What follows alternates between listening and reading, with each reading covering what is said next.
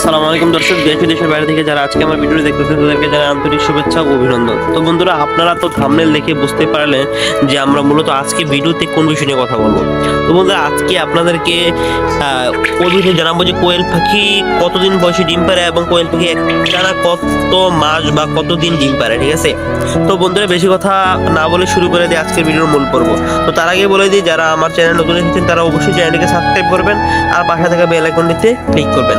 আর যদি আপনারা already subscribe করে থাকেন তাহলে অবশ্যই ভিডিওর নিচে কমেন্ট করবেন এবং কমেন্ট করে জানিয়ে দিবেন যে আপনারা নেক্সট কোন বিষয় সম্পর্কে জানতে চান।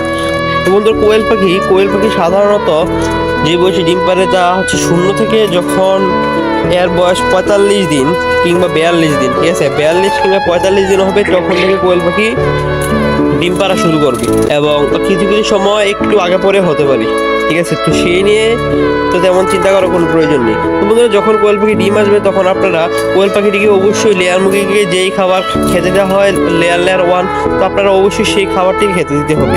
আর না হলে কিন্তু আপনারা পাখিটা ঠিক মতো ডিম পারবে না। তো দেখুন, আমরা যদি আমাদের খাবার পাত্রটিকে আপনাদেরকে দেখাই, আমরা কিন্তু এখানে লেয়ার এবং কি সোনালি স্টার মিক্স করে খাবার দিয়েছি। তো লেয়ার ডাইসটা যেহেতু একটু বড় বড়, এখানে কিন্তু কিছু বড় বড় ভুট্টা গুঁড়া থাকে, ঠিক আছে?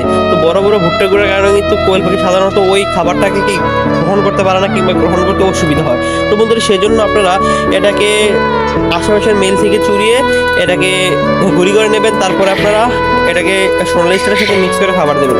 তো বন্ধুরা, একটা কোয়েল পাখি সাধারণত যদি কোয়েল পাখির বয়স অনুযায়ী বা কোয়েল পাখি একেবারে স্থায়িত্ব, ঠিক আছে, একেবারে স্থায়িত্বভাবে কথা বলতে চাই, তাহলে একটা কোয়েল পাখি একটানা আপনার 18 মাস ডিম পারে, ঠিক আছে? কোয়েল পাখি একটানা 18 মাস ডিম পারে, তবে ডিম কন্টিনিউয়াসলি ডিম পারবে 7 থেকে 8 মাস। 7 থেকে 8 মাস যখন আপনার কোয়েল পাখিটি কন্টিনিউয়াস ডিম পারে, তারপরে যদি পাখিটি বেঁচে থাকে কিংবা পাখিটি সুস্থ থাকে তারপরে ডিম পারবে, বাট এটা কি করবে, মানে অনেক বেশি পরিমাণে গ্যাপ দিয়ে ডিম পারবে। তো বন্ধুরা, তো আজকে এই ভিডিওটি যদি ভালো লাগে থাকে তাহলে অবশ্যই চ্যানেলটি সাবস্ক্রাইব করবেন এবং পাশে থেকে বেল আইকনটি ক্লিক করবেন, তাহলে করে পরবর্তী ভিডিও পাওয়ার সাথে সাথে সবার আগে আপনাদের নিকট চলে যাবে। ভালো থাকবেন, সুস্থ থাকবেন, আসসালামু আলাইকুম।